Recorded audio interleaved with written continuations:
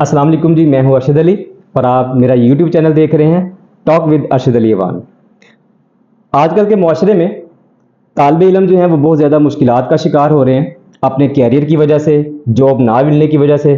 तो आज हमने सोचा कि क्यों ना इसी के ऊपर बातचीत की जाए और हमेशा की तरह हमारे साथ हमारे मोअज़्ज़ज़ मेहमान मौजूद हैं जनाब औरंगज़ेब सोहरवर्दी साहब। अस्सलाम वालेकुम सर। वालेकुम अस्सलाम। इनसे आज डिस्कशन करेंगे कैरियर काउंसलिंग पर। तो सर कैरियर काउंसलिंग के लिहाज से कुछ क्वेश्चंस आपसे करेंगे और उनके ऊपर आप हमें बताइएगा कि कैरियर काउंसलिंग में तालिब इल्म जो है वो किस तरह से उससे मुस्तफ़ीद हो सकते हैं। सर, आपने ये कैरियर काउंसलिंग का जो शोबा है वो किस शौक की बिना पर इसको अडॉप्ट किया, क्यों आपने अपनाया? जी, पहले तो ये समझने की ज़रूरत है कि कैरियर कहते किसे। बहुत सारे लोगों के नज़दीक नौकरी हासिल करना, नौकरी छोड़ के दूसरी जगह पे जाना, ये एक और ज़िंदगी गुजारना, ये एक कैरियर है। ऐसी बात नहीं है। कैरियर एक ही शोबे में जो आपकी एक्सपर्टीज़ हैं उसमें मुख्तलिफ मराहल तय करना, अपवर्ड यानी प्रोग्रेसिव, और फिर एक स्पैन ऑफ टाइम गुजारना, तजर्बा हासिल करना, उसके नतीजे में मुख्तलिफ नॉलेज, स्किल्स और अपने एटीट्यूड को बेहतर करना, इस सारे प्रोसेस को कैरियर मैनेजमेंट कहते हैं। जहां तक मेरा सवाल है कि ये क्यों इख्तियार किया शोबा, तो उसमें जब पढ़ाना शुरू किया या कंसल्टेंसी शुरू की तो साथ साथ बहुत सारी चीजें ये सामने आई कि ज्यादातर नौजवानों को भी, और इवन जो लोग जॉब कर रहे हैं और मिड कैरियर तक पहुंच चुके हैं, उनको भी आइडिया नहीं है कि वो किस तरीके से अपनी जॉब स्विच करें या क्या इकदामात करें ताकि वो अपने कैरियर में आगे से आगे जाएं।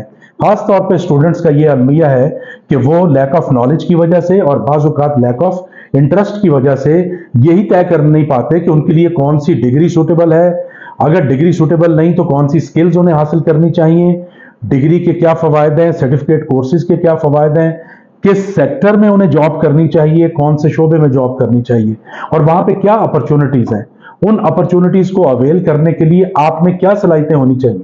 तो जब ये बहुत शदीद कमी देखी तो फिर ये फैसला किया कि कैरियर काउंसलिंग में भी आया जाए ताकि अच्छी और प्रैग्मेटिक गाइडेंस दे के लोगों को अपना कैरियर बेहतर बनाने में मदद दी जाए। सर, अगर आपके पास कोई क्लाइंट आता है तो आप उनकी सलाहियतों को या उनकी सलाहियतों का किस तरह से जायजा लेते हैं कि ये इस सलाहियत का जो है वो उसके अंदर मौजूद है सलाहियत, तो इसको इस तरह का मशवरा देना चाहिए? देखिए, इसमें जो इंटरव्यू है, बातचीत है, सवाल जवाब है, वो बहुत काम आते हैं।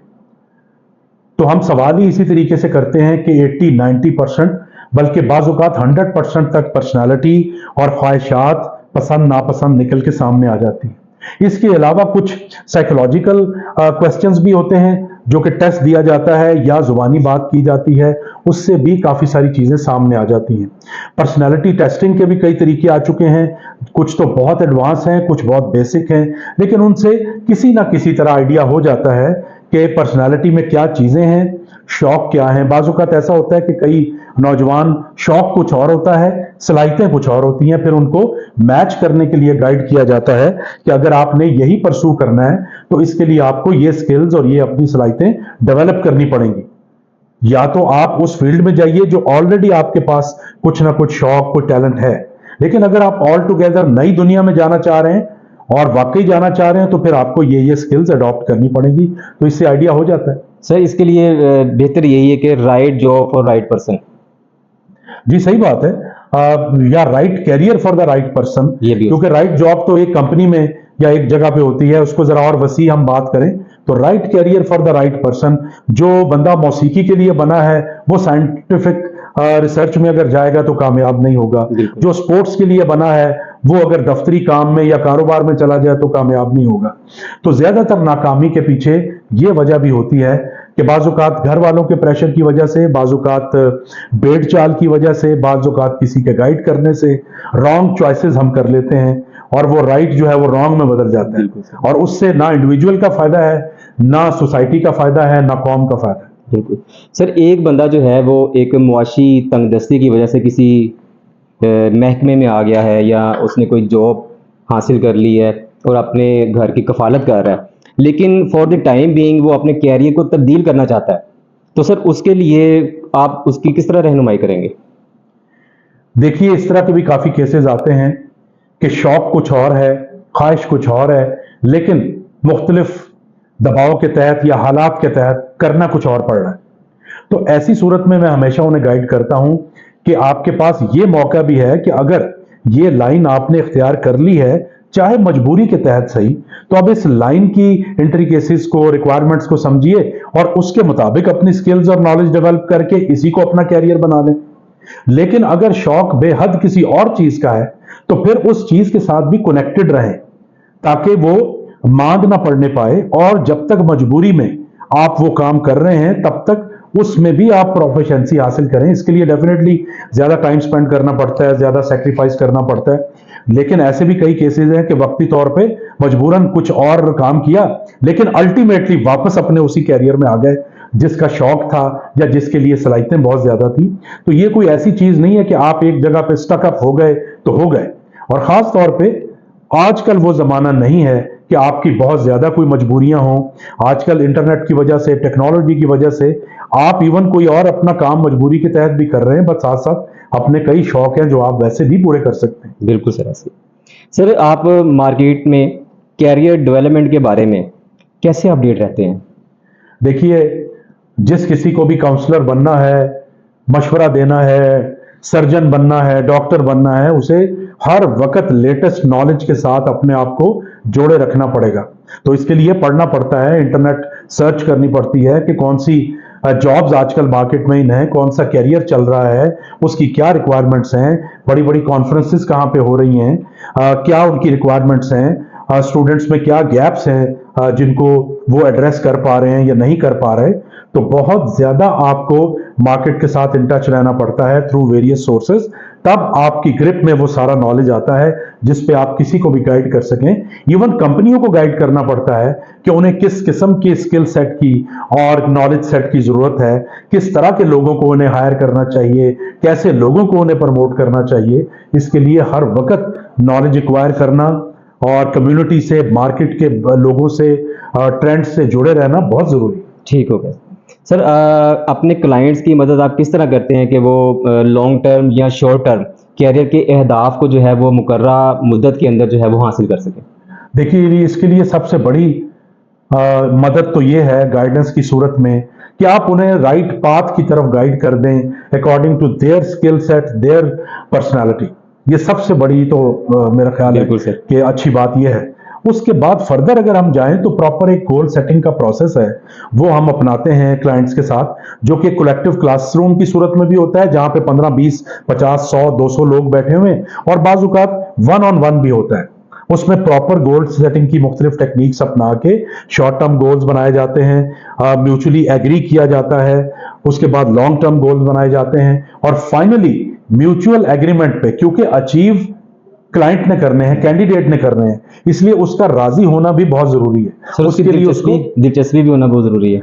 जी, दिलचस्पी तो शुरू से ही हो जाती है कि जब हम ये प्रोसेस शुरू करते हैं, लेकिन उन गोल्स के साथ उसका राजी होना भी बहुत जरूरी है। उसके लिए उसको कन्विंस किया जाता है, गाइड किया जाता है, और फाइनली जब एग्रीमेंट हो जाता है तो फिर उसको रास्ता बताया जाता है कि किस रास्ते पे चल के आप ये गोल्स अचीव कर सकते हैं। बिल्कुल सर। सर कैरियर के इंतखाब में ज़ाती दिलचस्पी का भी होना ज़रूरी है, और एक मार्केट की डिमांड भी होती है कि उसको मुतवाज़न भी रखना है, तो सर वो किस तरह करेंगे? देखिए, ये मुल्की लेवल पे तो बहुत अहम क्वेश्चन है।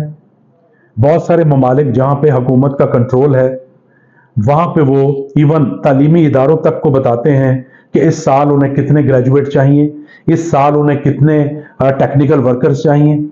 लेकिन हमारे जैसे ममालिक में जहां पे कोई वाज़े पॉलिसी नहीं है, उसकी इंप्लीमेंटेशन नहीं है, तो कलेक्टिवली तो ये पॉसिबल नहीं लग रहा, जिसका बहुत नुकसान भी होता है बाज़ औक़ात कि भेड़ चाल में क्वालिफिकेशंस किसी और फील्ड में ज्यादा से ज्यादा जमा की जा रही हैं, जबकि मुल्क को, इंडस्ट्री को रिक्वायरमेंट किसी और चीज की है, और उसी का हमें सामना करना पड़ रहा है पाकिस्तान में। सर जैसे अब आईटी के अंदर हर बंदा जो है कह रहा है जी आईटी आईटी आईटी, वो तो हर तक आईटी का धूम मची हुई है, और हर शख्स यही चाहता है कि मेरा बच्चा जो है वो आईटी में एक्सपर्ट हो जाए जी। जबकि सर मार्केट को डिमांड एक मार्केटिंग की भी है, एक मार्केटिंग एक्सपर्ट की भी है, तो सर उस तरफ कोई ये आपने बहुत प्रैक्टिकल सवाल किया है, यही मैं अर्ज कर रहा था कि इसका मुल्क को बहुत नुकसान हो रहा है कि इदारे, जो रेगुलेटरी सरकारी इदारे हैं, वो अपना रोल प्ले नहीं कर रहे, इसीलिए भेड़ चाल का शिकार हम हो जाते हैं। पहले एमबीए का था, उसमें बेतहाशा एमबीए की डिग्रियां ली गई और मार्केट में 10-10 हजार रुपए की फिर जॉब करते फिरते हैं लोग एमबीए की डिग्री लेके। फिर एंटरप्रेन्योरशिप का एक वबा आई और उसमें भी हर एक ने कर्जा लेके लोन लेके पैसे जमा करके कारोबार शुरू किया और नाकाम हो गए। आजकल आईटी का और एआई का जमाना चल रहा है। बहुत सारे लोग जिसमें सलाहियतें किसी और चीज की हैं, वो जब इसमें आते हैं तो खुद भी फ्रस्ट्रेट होते हैं, नाकाम होते हैं और इंडस्ट्री को भी कोई ज्यादा फायदा नहीं होता। लेकिन अब ये चूंकि हुकूमती तौर पे इसकी कोई वाज़ेह पॉलिसी और इंप्लीमेंटेशन नहीं है, लिहाजा मजबूरन अब ये लोगों को इनफरादी तौर पे सोचना पड़ेगा कि वो भेड़चाल की वजह से किसी एक फील्ड में जाना चाह रहे हैं या वाकई अपनी दिलचस्पी, अपने शौक की वजह से, अपने स्किल सेट की वजह से जाना चाह रहे हैं। जी सर, बिल्कुल ये ऐसे। बहुत इंपॉर्टेंट। जी सर। सर आप कौन सी तकनीक इस्तेमाल करते हैं ताकि क्लाइंट की जॉब सर्चिंग हिकमत अमली जो है, जैसे कि सीवी लिखना, इंटरव्यू देना या नेटवर्क को बेहतर बनाना, उसके लिए कौन सी तकनीक आप सर इस्तेमाल करते देखिए, इसके लिए कोई एक टेक्निक नहीं है। जब से इंटरनेट पे मुख्तलिफ किस्म के सॉफ्टवेयर आए हैं और ख़ास तौर पे एआई बेस्ड चीज़ें आई हैं, अब तो CV writing, essay writing, project writing, report writing बहुत वसी हो चुका है। कोई एक टेक्निक इसके लिए इस्तेमाल नहीं होती। लेकिन देखने की बात यह है कि खाली इस किस्म के टूल्स को यूज करके बेहतरीन कलर्स के साथ सीवी बना लेना इज नॉट एनफ। हैं? सीवी के अंदर जान तब पड़ती है जब आपके पास बताने के लिए कुछ हो, जब आपकी कोई अचीवमेंट्स नहीं है, कोई ज्यादा आपकी पढ़ाई लिखाई नहीं है, कोई आपने अच्छे प्रोजेक्ट्स नहीं किए हुए, तो सीवी की कलरिंग आप चाहे जितनी मर्जी चेंज कर दें, एआई लगा दें, कुछ कर दें, उससे क्या फर्क पड़ेगा। सीवी तब इंपॉर्टेंट होता है, even hand written CV can be important. लेकिन आजकल कंपनीज भी प्रेफर करती हैं क्योंकि बहुत ज्यादा सोफिस्टिकेटेड टेक्निक्स आ चुकी हैं, तो इसलिए कंपनीज भी प्रेफर करती हैं कि कोई अच्छा एआई जनरेटेड सीवी सामने पड़ा हो। लेकिन खाली ये सीवी काफी नहीं होता, उसके अंदर आप किस तरीके से अपनी पर्सनालिटी को एक्सप्लेन करते हैं, अपने ऑब्जेक्टिव्स को एक्सप्लेन करते हैं। अगर आपके पास कोई फिलहाल अभी एक आध डिग्री है, कोई एक आध आपने इंटर्नशिप की हुई है, तब भी आप किस तरीके से अपने आप को प्रोजेक्ट करते हैं वो बहुत इंपॉर्टेंट है। लेकिन इसमें भी लोग, खासतौर पर यंगस्टर्स, सीनियर लोग भी, लेकिन यंगस्टर्स खासतौर पे बहुत बड़े बड़े ब्लंडर करते हैं कि वो इतनी फॉल्स पिक्चर पेंट कर देते हैं सीवी में कि इंटरव्यू लेने वालों की और कंपनी की एक्सपेक्टेशंस आसमान तक पहुंच जाती हैं और जब पर्सनल वास्ता पड़ता है तो वो जमीन पे धड़ाम से आ गिरती हैं। लिहाजा फॉल्स प्रॉमिसेस या फेक पिक्चर पेंटिंग भी बहुत डेंजरस है सीवी राइटिंग में और सीवी डेवलपमेंट में। एक फैक्चुअल किस्म की तस्वीर पेश होनी चाहिए जिसको आप थोड़ा बहुत ग्लोरीफाई या खूबसूरत तो बना सकते हैं, एमेलियोरेट कर सकते हैं, लेकिन टोटली उसका कनेक्शन जो है वो आपकी पर्सनालिटी से ना हो, वो बहुत डेंजरस। तो इसके लिए मैं हमेशा सजेस्ट करता हूं कि कोई भी टूल यूज करें, कोई भी टेक्निक यूज करें, लेकिन अकल से अगर आप इस्तेमाल करेंगे तो अच्छा सीवी भी बन जाएगा। जॉब सर्च के भी बहुत सारे सर्च इंजन आए हुए हैं। लिंक्डइन एक खास तौर पे अभी तक बचा हुआ है, वो बहुत ही अभी भी एक प्रोफेशनल प्लेटफॉर्म है। वहां पे बहुत जॉब पोस्टिंग्स होती हैं, बहुत ज्यादा इंटरव्यूज होते हैं, लाइव सेशंस चलते हैं, तो इनका अच्छा इस्तेमाल सीखना भी कैरियर के लिए बहुत जरूरी है, जी सर। खास तौर पे बिगिनिंग ऑफ द कैरियर के लिए। बिल्कुल सर। सर आप क्लाइंट को जॉब ऑफर, सैलरी, बेनिफिट्स पर मुज़ाकरात करने पर किस तरह मदद करते हैं?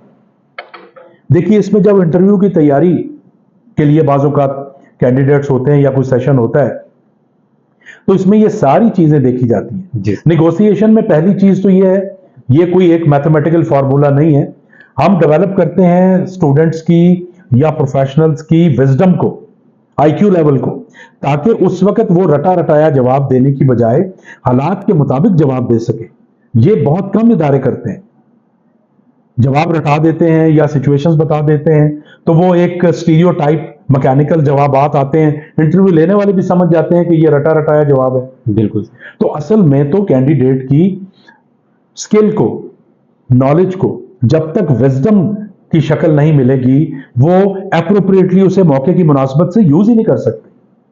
सो निगोशिएशन में सबसे इंपॉर्टेंट चीज समझने की यह है कि वक्ती तौर पे अगर बहुत बड़ी कंपनी और बहुत अच्छी जॉब ऑफर हो रही है तो बाज़ औक़ात थोड़ा सा लोअर लेवल भी एक्सेप्ट करने में कोई हर्ज नहीं, बाद में अपनी मेहनत से अपना मुकाम बना सकते हैं और बहुत ज्यादा जंप कर सकते हैं आप। तो वो जो कमी थोड़ी बहुत रह गई थी वो 10 गुना 15 गुना पूरी हो जाती। बिल्कुल सर, ऐसे ही। बाज़ औक़ात आपको अपनी सिचुएशन देखनी होती है, बाज़ औक़ात आपकी बार्गेनिंग पावर ज्यादा स्ट्रांग होती है, आप अपनी बात मनवा सकते हैं।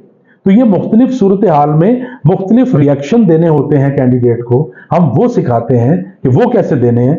हम रटाते नहीं हैं उन्हें या उन्हें स्टीरियोटाइप जवाब नहीं सिखाते। सर एक प्रोफेशनल तैयार करते हैं जी तो नाजरीन, ये था आज का हमारा कैरियर काउंसलिंग के ऊपर एक छोटा सा सेशन। आपके जहन में कोई भी क्वेश्चन हो कैरियर सेशन के मुतालिक तो आप हमारे कमेंट सेक्शन में कमेंट कर सकते हैं। इंशाल्लाह ताला आपको उसका जवाब मिलेगा। आपका बहुत शुक्रिया। अस्सलाम वालेकुम। अस्सलाम वालेकुम।